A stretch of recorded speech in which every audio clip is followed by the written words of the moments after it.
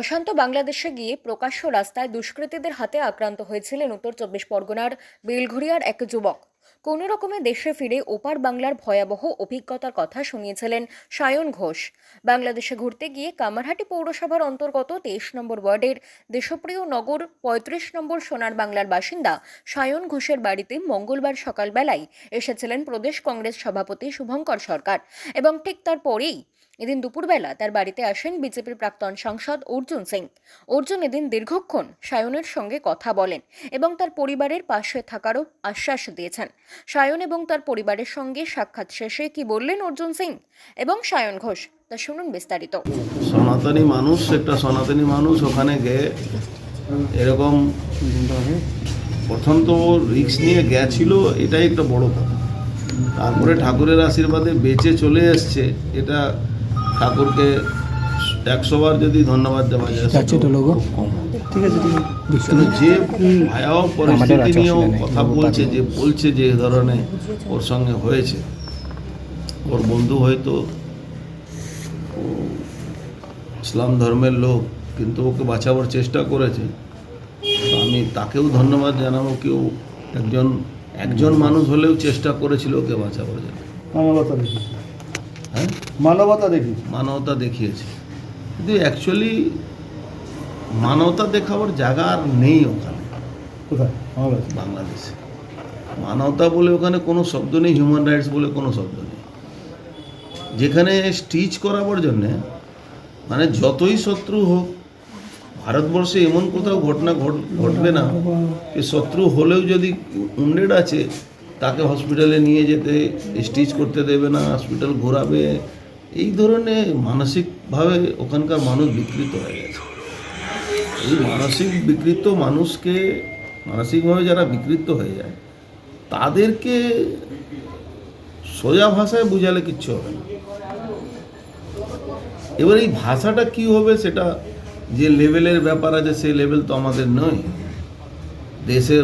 দেশ কি ভাবছে, আমাদের দেশ ওখানকার সনাতনী হিন্দুদেরকে বাঁচাতে পারবে কি পারবে না, কি ধরনের চেষ্টা করছে, সবটাই আমাদের কাছে জানা নেই কিছুটা। গতকাল পেট্রাপোলে আপনারা মিটিং করলেন। দেখুন, আমরা পেট্রাপোলে মিটিং করে একটা যে সামাজিকভাবে কূটনীতিকভাবে একটা বাংলাদেশ সরকারের উপরে প্রেশার দেওয়ার একটা চেষ্টা চলছে। আমরা 24 ঘন্টার জন্য যে এই দেশ থেকে ওই দেশে জিনিসপত্র যায় সেটা বন্ধও করিয়ে দিয়েছিলাম।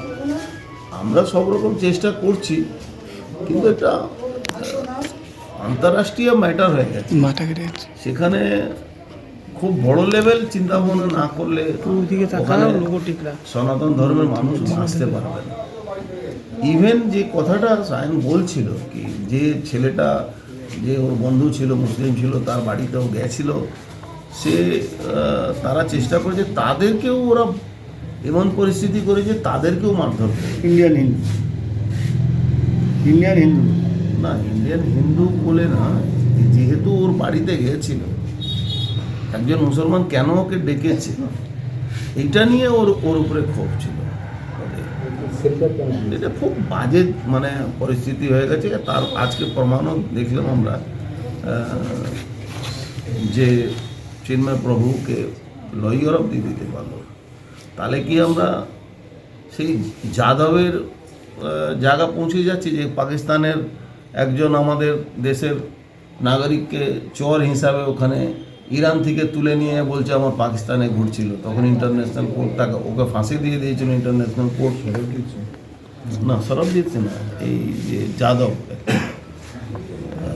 তো এই জায়গাটা একটা খুব উপায় কি আছে, বাংলাদেশে কি করা উচিত?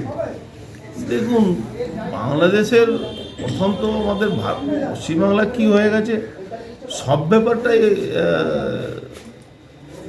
সত্যি কথা লোক বলতে চাইছে না। এটা গভর্নমেন্টকে সত্যি কথা যেটা বলা উচিত ছিল, ভাই তুমি আমার যে পশ্চিমবাংলার ছেলে বা লোক ওখানে আছে তারা যদি আমাদের দেশে ইমিডিয়েট ফেরত নিয়ে আসার ব্যবস্থা করার, গভর্নমেন্টের উপরে প্রেশার দেওয়া।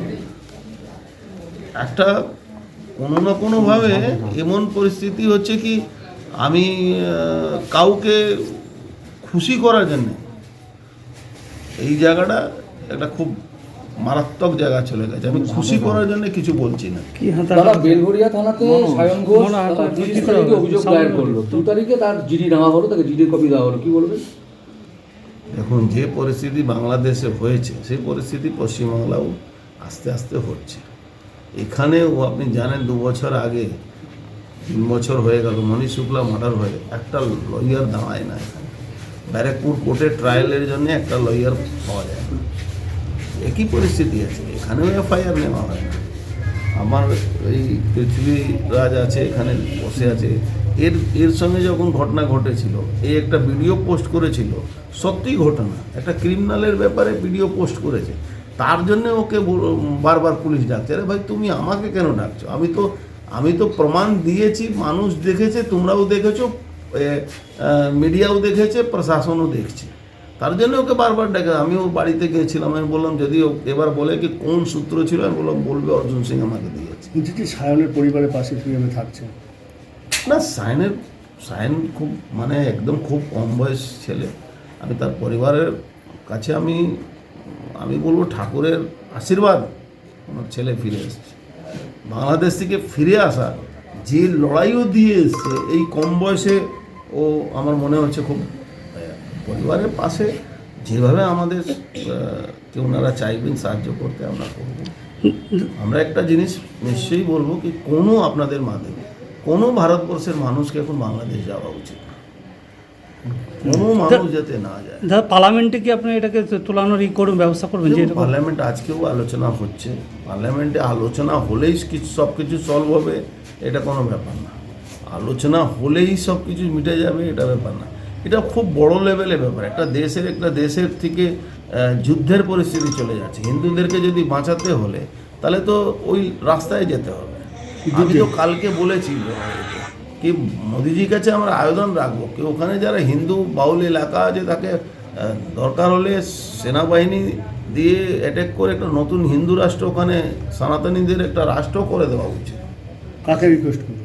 আমরা তো প্রধানমন্ত্রীকে কালকে মঞ্চ থেকে আমি রিকোয়েস্ট করেছি কি এটা না করলে কিন্তু একটা খুব মেসেজ আছে। ভারতবর্ষে অখণ্ড ভারতের আমরা কথা বলি, সেখানে পাকিস্তান চলে গেল, বাংলাদেশ চলে গেল, আফগানিস্তানে 150 হিন্দু আছে, মাত্র 150।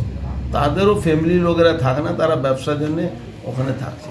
আজকে বাংলাদেশও 7% রয়ে গেছে। আগামী দিন এর পরিস্থিতি থাকলে পশ্চিমবাংলাও ওই অবস্থা হবে। দাদা আমাদের যে বাংলাদেশ দূতাবাস আছে সেখানে রিসিভ পর্যন্ত করে দিল না, একটা অভিযোগ জানাচ্ছে। এগুলো ওরা মানুষ না, ওরা জানোয়ার হয়ে গেছে। একবার জানোয়ার যে হয়ে যায় সে তার থেকে কোনো জিনিস আপনি আশা রাখা উচিত না। ওরা জানোয়ার হয়ে গেছে। ওরা ধর্মের ভিত্তিতে একটা মেসেজ দিতে চাইছে কি আমরা কোনো হিন্দু ধর্মের মানুষকে, এখানে সনাতন ধর্মের মানুষকে বাংলাদেশে থাকতে দেবো না। আমার খুব সন্দেহ আছে আমাদের চিন্ময় প্রভু প্রাণ নিয়ে যে কোনো মুহূর্তে তারা জেলের মধ্যে যেভাবে ক্রিমিনালদেরকে ছেড়ে দিচ্ছে, যেভাবে ক্রিমিনালদেরকে করে দিচ্ছে, যে কোনো মুহূর্তে যে কোনো ঘটনা ঘটাতে পারে। আশঙ্কা ভারতের সমস্ত নাগরিকরা থাকবেন, এমনকি আমি এটা কোনো পার্টি বা কোনো রকম আমি এটা জড়াতে চাইছি না।